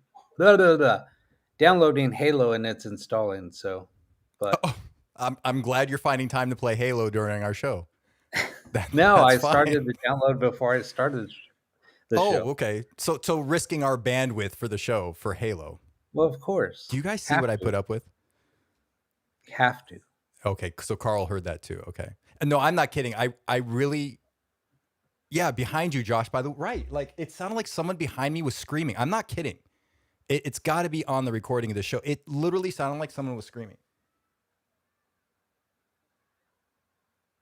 I don't know. Anyway, well, I'm sorry. Lisa, I downloaded the multiplayer a few days ago, but I forgot, and then the update this morning, I forgot to install the campaign, so I'm installing it now. Perfect timing. No, I'm glad that the show can offer a distraction while you're waiting for your game to download. Because you got to have something to do while you're waiting for the game to download. You're like, well, let's go live. Yeah, that's fine. It's a long download. But I noticed some of the chat was flying by when we were. I was so mesmerized by what you and Kevin had to discuss. But I did see a lot of people did attest to the fact, and I'm going to try and scroll down and see if I can find some of the comments. Oh, okay. We were discussing the full moon and the recharging factor of that, Robin. And I know that you've discussed with other investigators that have investigated during a full moon, and they have also noticed either a lack of activity. Yeah, again, no activity. Right. And I know that it's happened. And I remember talking with, when I joined your team for that investigation, a lot of people were discussing the same thing about how during a full moon they would go before or after. And I just wonder how many other people have experienced that, because that's a unique observation, especially when you anticipate a full moon would bring a lot of activity just because of what we're growing up with in our society. We're taught that the moon is full and it's bright, and it seems like the nighttime is so much more energetic and lit up. And yet it seems like it's always been the opposite for me in terms of communication. Well, and if you noticed, I mean, like, I would always check the moon phase before we'd go to that location. Right. And I was like, well, we can't go Saturday or we can't go Friday because it's a full moon. Let's go on Sunday. And then, or even sometimes Saturday. And then we'll just hang out and then we'll start investigating late, whatever. But I mean, but we can contest to that. I mean, it would happen. So. Okay. So So Vitrina says full moon is when I like to charge my crystals. Life Paranormal says, in theory, the full moon has more energy controls, tide, births, etc. In fact, both of my sons were born on exact full moons. In fact, my one son was 1.5 minutes, like 90 seconds from, the afternoon full moon, when it was afternoon Pacific Standard Time. And a lot of women were in the hospital giving birth on, right before or right after full moons or during. Yeah. Right. Yep. It's always full moon when you wear your assless chaps. So it could be full moon tonight. Who knows? If all this is Josh have to do is stand up. If you want me to stand up? If this is our serious show, I can't wait to see what happens on Saturday. Oh my gosh. I don't think you want me to stand up. With because I heard that Kanga did some waxing on you. So you're fully waxed. Kanga and I are on opposite ends of the planet. How is that even possible? I don't know how she managed that one, but it worked. Virtual waxing? Virtual waxing? I guess she gave you direction and you applied it. She remote viewed, waxed. She concentrated like remote viewed. Yeah. I guess that all ties in. Lisa missed out, so she has no clue. Lisa, go back and watch Saturday's show. That's all I got to say. Don't do it, Rob. They'll take us off Live Paranormal. That's what's going to happen. You'll be on the floor. No, you'll be on this the floor. Is not a good idea. No. Rob, we're going to lose our spot on Live Paranormal. Oh my God, I cannot believe you recommended that. Lisa, watch the first 45 minutes. You'll get the idea. We just do it normal. Watch towards the end of the show. Nope. Don't do it. Everybody that's in the audience will contest to it. It's nothing important. It's just the same old stuff, session, session. Just do it. Same old stuff. I'm telling you. Routine. See, everybody saying what's so funny. Don't even know what you're talking about. Josh is just embarrassed. Don't listen to him. I have no idea what you're talking about. Oh, Carl.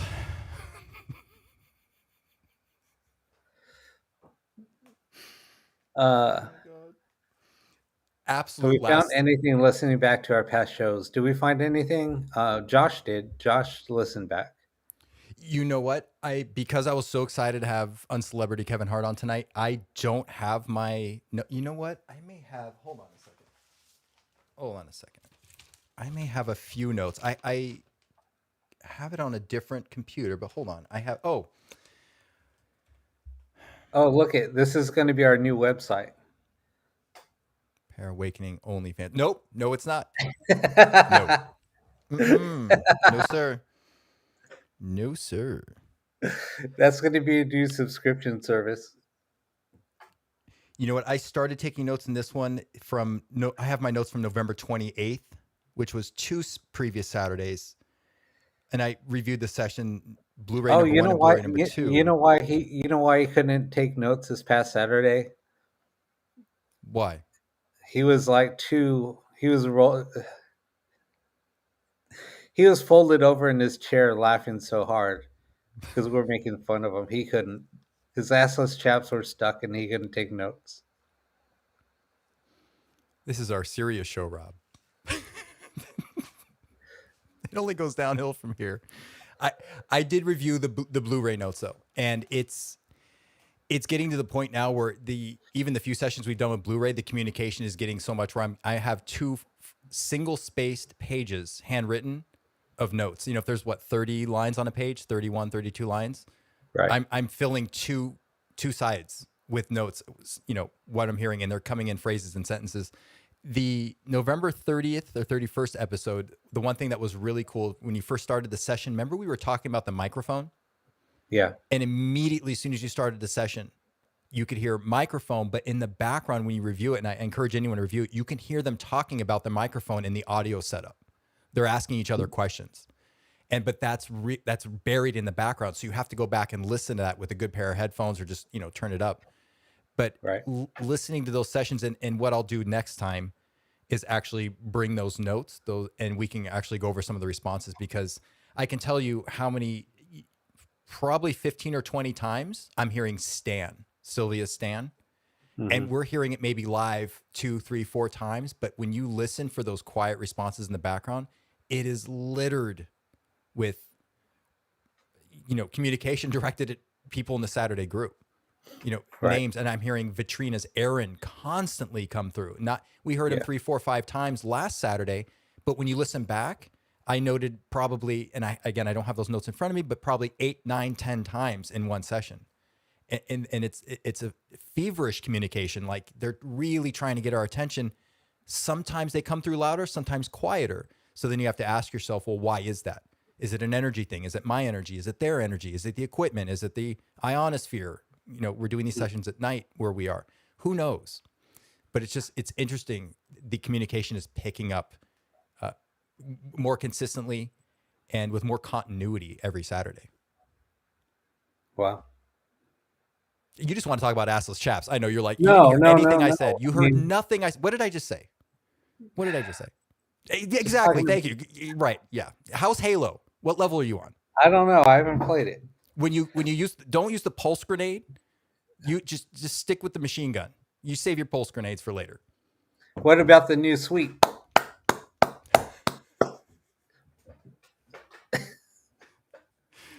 We're almost there. Can we wait till Saturday?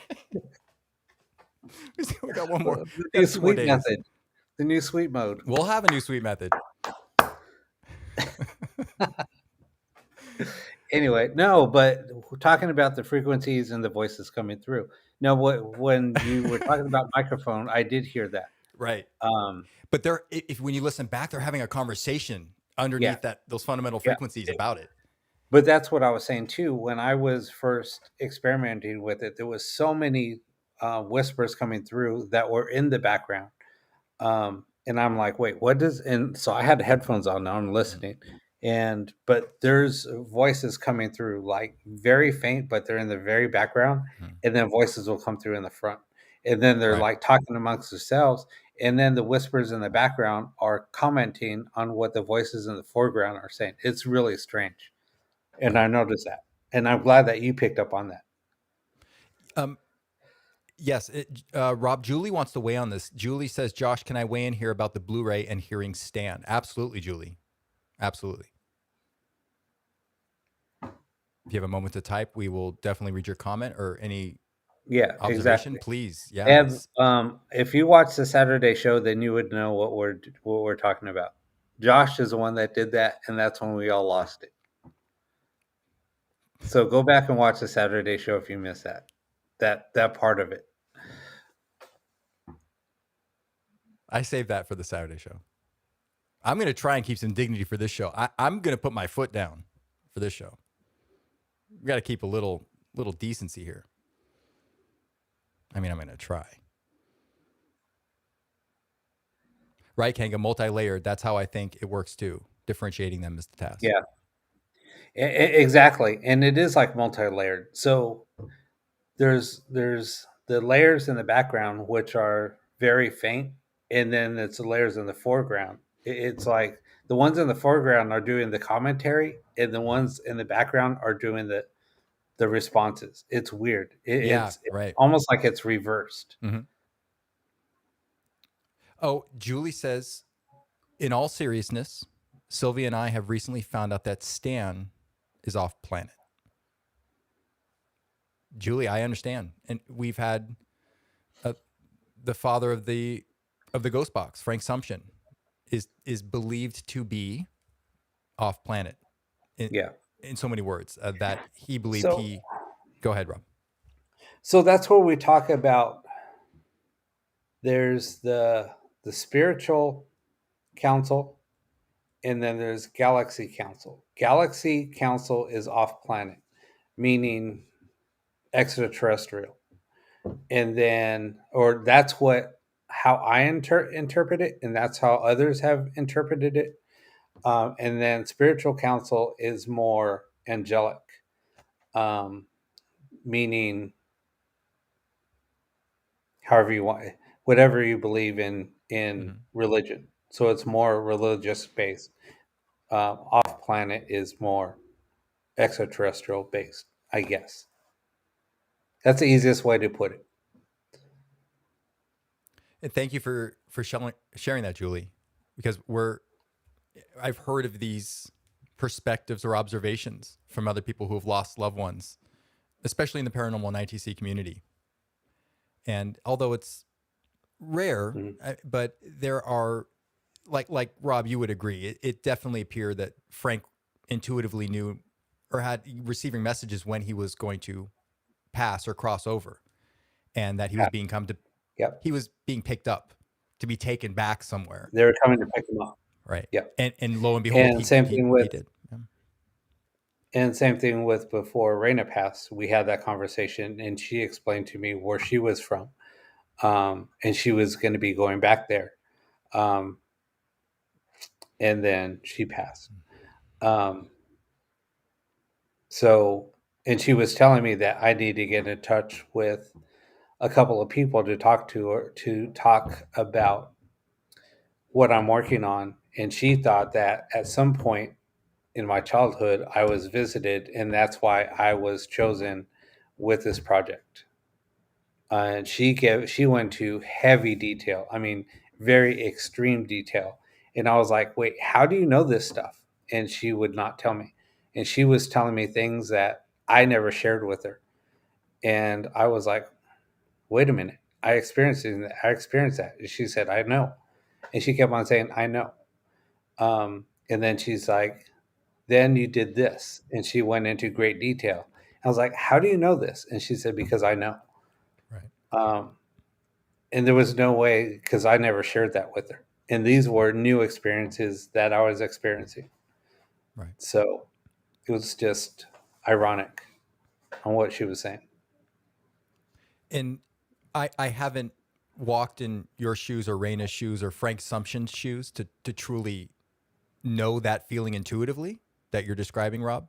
But I Right. have objectively received evidence for years through my instrumental transcommunication sessions of possibilities that wherever this communication is coming from, at times it's coming from off planet in our dimension, maybe another galaxy.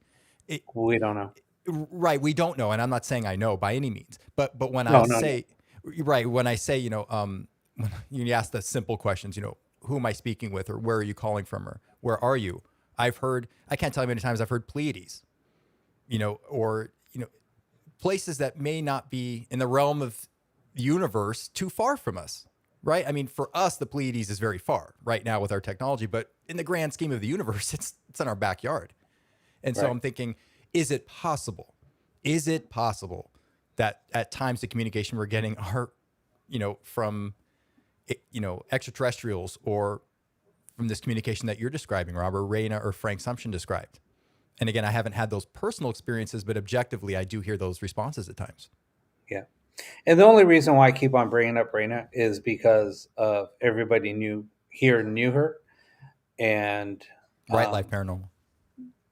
and that's why I'm sharing that. But then also, what I've been told is like during when I'm channeling, I am opening up a portal. And Josh, I want you to explain to everybody what happened after we went off the air Saturday. Oh, But what I almost happened? forgot, Rob. So Yeah. somebody told me, a close friend of mine told me, what I'm doing is I'm channeling. When I'm channeling, I'm also opening up a portal. Um, and this is allowing communication to come through. And I've been doing this for so long, and every day or every weekend, same time, same same time, same place, same everything. All of the we have or we have our circle coming in, which is you guys, um, the viewers, all of the same viewers coming in. So we have the same, I guess, consistent viewers, and it's always the same. Nothing's changing. So we have that bond. And then once we established the time, the place, the circle, now once that all happened and it was like, I guess, established, that's when everything, excuse the pun, but all hell broke loose. And that's when, I guess, when that shift happened. And then you guys all saw the shift with me all occur all at once. That all just synchronized and, I guess, developed. Um, so, with that being said, there's been several people that have come to me and told me certain things that they're experiencing. Now, Josh came to me Mhm.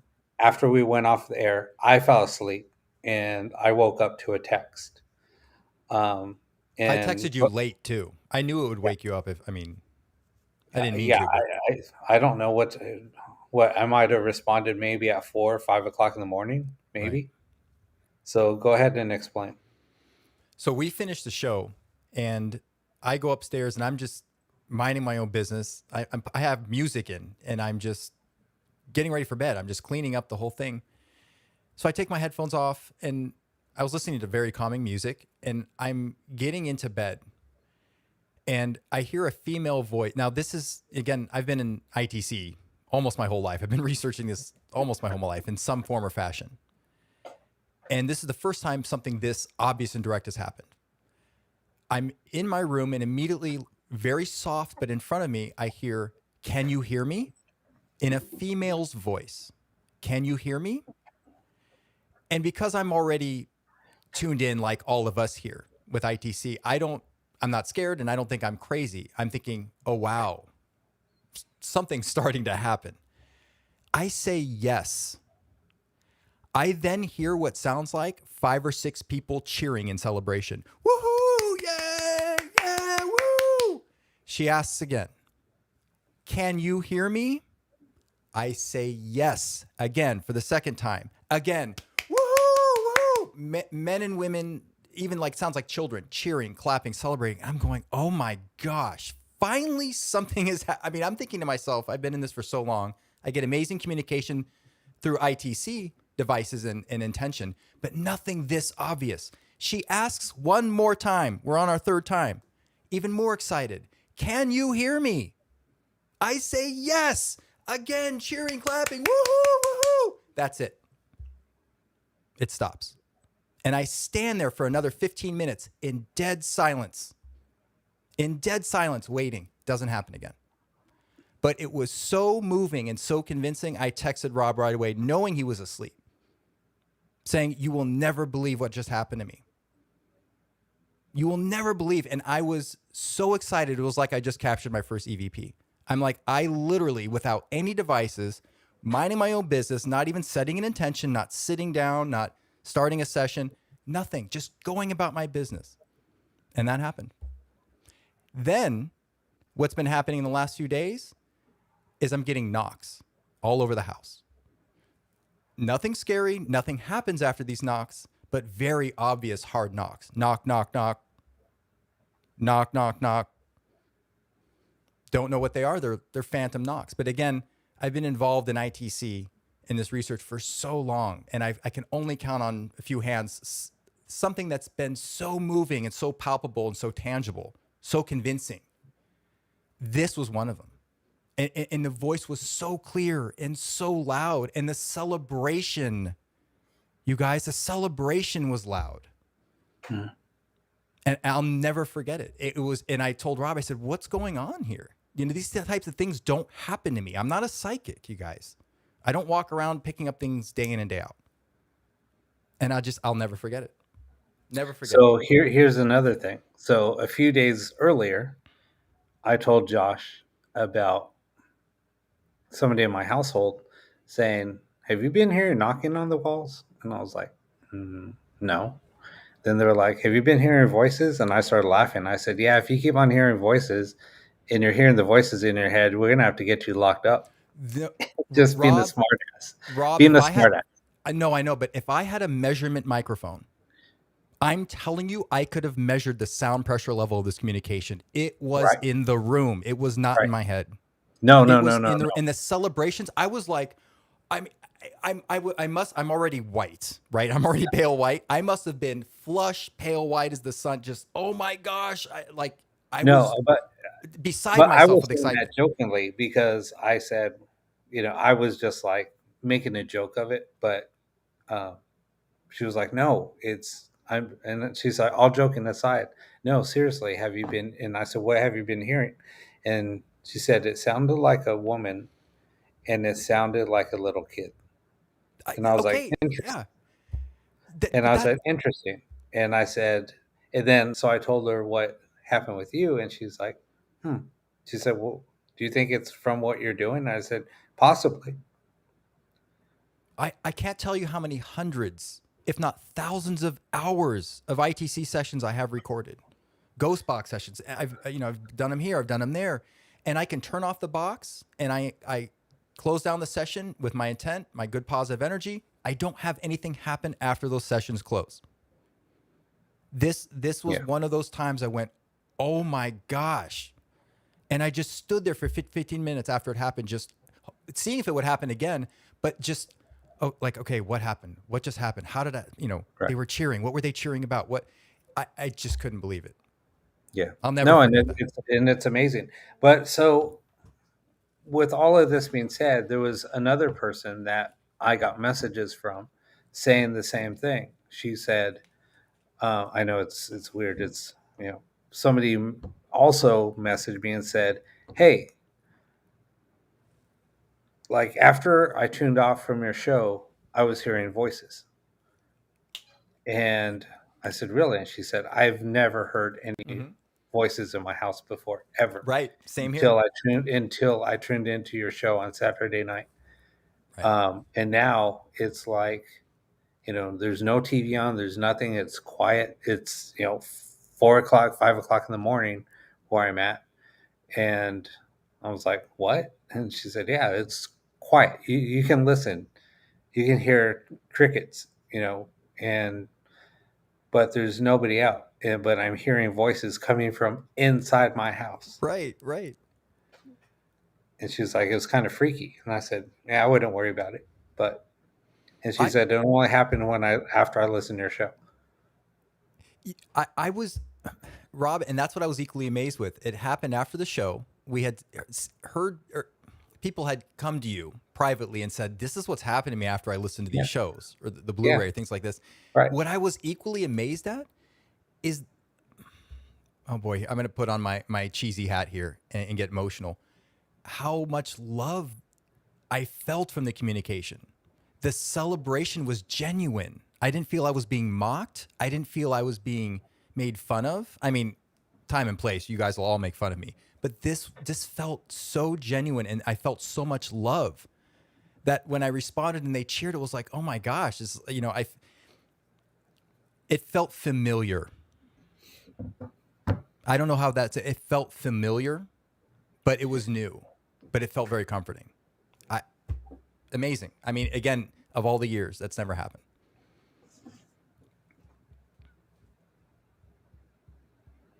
Right, live paranormal. Yeah, it was completely positive. I felt nothing negative. Nothing negatives Yeah. happened in my house. I feel no evil anywhere. I mean, it was just amazing. But no, it's the same thing. Like when I was getting all of the messages and voices coming through and telling me what to do, and I was like what Josh said, I was part of The Sims. They tell me, okay, get up now, go to your computer. It's 4 o'clock in the morning. You need to go to work. You need to start working on this.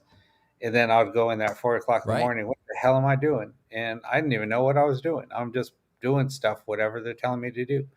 And I'm working on it. Hey, Josh, check this out. This is what I worked on at 4 o'clock this morning. Check right, it out. And then he was hearing shit. What the hell is this? right, And then a few days later, okay, Rob, it's 5 o'clock in the morning. Now time to get up. What the hell am I doing in my freaking pajama? I'm just in a t. I'm not seriously. I'm in my boxer briefs, right, in slippers, in my t-shirt, out right, in the garage, on in my studio, working on stuff. And I'm like, what the hell am I doing? right. And now I know, Rob, when you said that you would hear that communication as you would say a disembodied voice, I guess you could say in the room with not being facilitated by any other type of third party device. Now I get it. Now I've walked in your shoes and I've heard it with my own ears. I'm going, my gosh, it's real. I mean, it happened. And she repeated the question 3 times. I answered 3 times and the congratulations got louder and more celebratory every time. And then just like that, it went away. And it hasn't Yeah. happened since. Not one. And well, a few knocks here and there, but the communication, nothing.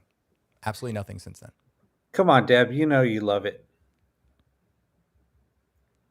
Marianne, I was in my bedroom and thinking about, okay, I got to do this tomorrow, and there's the laundry, and I got to get to bed, and I mean, it was completely. It would have been in the state of mind I would have been least likely to hear anything or be aware of something because I was so distracted with what I had to do the next day.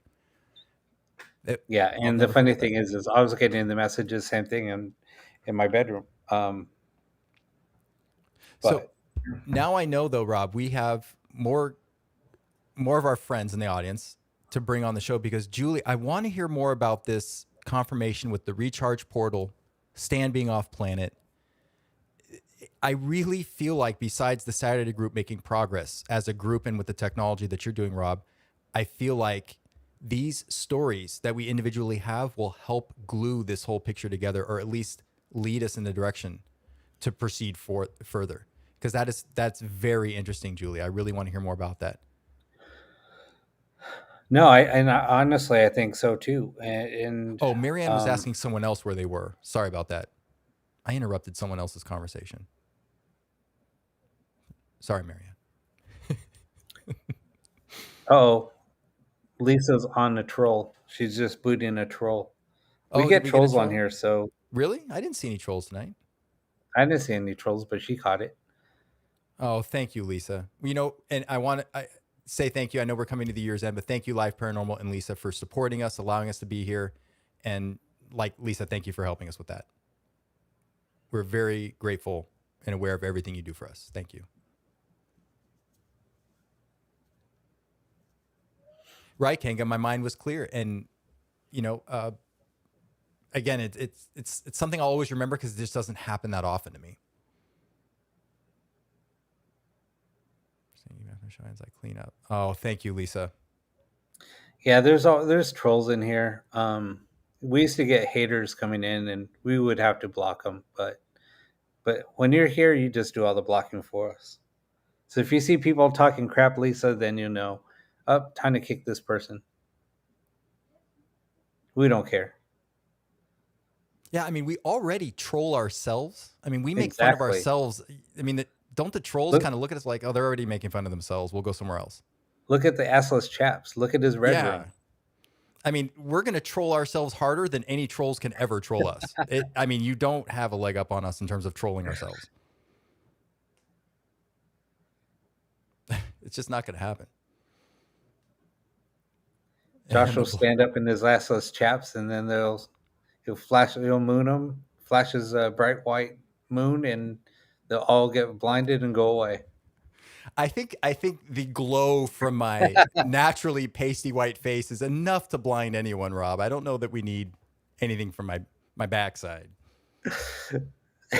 I mean, this is plenty Oh, white. see, Kanga knows how white it is. She was waxing you earlier today. Kanga, I'm so sorry. I'm so sorry. Bumpy face. Oh,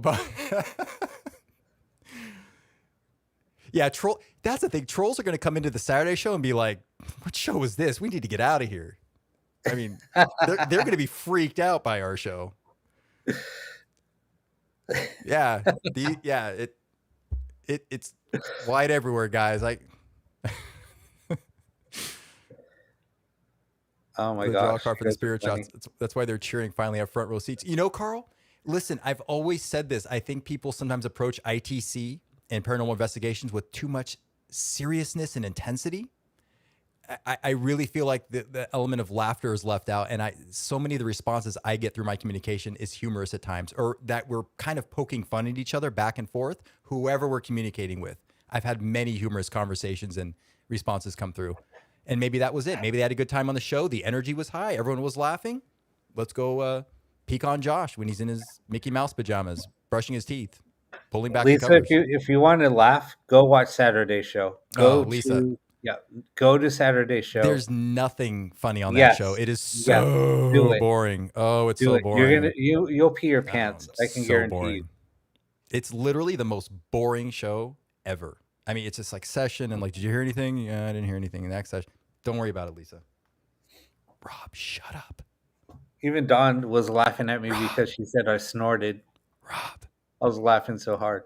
Rob, they're going to kick us off live paranormal. You've got to stop. Lisa, don't worry about that show. Do it. Stop. I'm telling you, do it. Well, it is, listen, it is almost the top of the hour, so we do have to let some of our family go and get to bed. It is, I'm sure for many, it's late. But Rob, we will be here this Saturday, right? Yep, we'll be on Saturday. We'll be doing some, I don't know what type of box sessions we'll do. Whatever you guys want to do, we'll do. There's like 6 or 7 modes now, right? I don't know. We'll figure something out. Whatever you guys want to do. Definitely. We call it snarfing. No, Vitrina, it was just session after session. I mean, I was falling asleep. I think I did fall asleep at one point. Don't listen to him. It's not good. Rob, don't listen to him. I want to stay on live paranormal. Stop. Vitrina loved it. Experiments. So did Kanga. Can't see Lisa another chaps. All right, so Carl wants to do more Blu-ray. All right, we'll do that. Yeah, definitely. And we'll be progressing forward into 2022. We'll be highlighting new technology then. We'll start, we'll get used to the forward reverse Rob just brought to the table. We'll get our ears trained with that, maybe a session every Saturday show. And then we'll start debuting some new stuff next year. So, Deb, somebody's going to have to debut some nipple clamps. That's going to be the next topic. I'm looking out for you, Lisa, and I know your time is valuable. You're going to be so bored. You're going to be like, this is the worst show in the world. So just skip it. It's fine. Okay, we'll do quite a bit of Blu-ray, I guess. Yeah, we'll definitely be getting more into Blu-ray to investigate this potential for communication after the sessions end. And I think we should concentrate on Blu-ray for a little while. Sure. Yeah, we can always fall back to reverse and direct response mode and all the other modes we have. But yeah, we can focus on Blu-ray. Yeah, that sounds good. Oh, Josh will have to work on that one. What's that? You have to bring Puff on. Oh, I have to? Yeah. He won't talk to me. You'll have to do it. Hey, listen, I'll interview him. If you bring him on, I guarantee you a professional, courteous interview. Seriously. Okay. Seriously, you talk I'm not gonna. You reach out. He doesn't know who I am. Well, just do it. I'm a nobody. So just do it. He's like, who's this guy in chaps and sitting in a car with a copper pole for a shifter? It's not going to work. He's gonna be like, I don't Just want to do talk it. to these guys. And so he won't talk to you. He won't come on the show. I don't know. I don't. You can reach out and try. Do I have to? Are you making me? Or I mean, Sure. by Yeah. default, I'm not going That's to. But that's your next. tell me, because I don't understand how the portal works. Can you please explain it to me? Yeah, explain. We're gonna have So him you use the explain how reverb pedal and a guitar how his cable. we're gonna figure out how his copper shifter works. I am curious about that. It would be a good interview. It would be a good interview. Oh, Josh, you're about to trust stop me. with the nobody shit, please. So Well, I mean, Julie, I'm a somebody to you guys, but I'm a nobody. so Julie, I went to a Oh, Sonia satanic ritual. Rinaldi, yes. I went to a satanic ritual, and they used hooks to suspend somebody. Yeah, that was pretty cool. And there was clamps involved. But anyway. All right, guys. We will see you Saturday. Get ready for an ultra boring, super intense note-taking session. We're going to fire off sessions, write down notes, compare notes. No laughing, no joking, no fun on Saturday, okay? There's no fun on Saturday. Lots of ass chaps and nipple rings and clamps. If we're still on Live Paranormal, we may That not be will if be Lisa the watches the topic. show.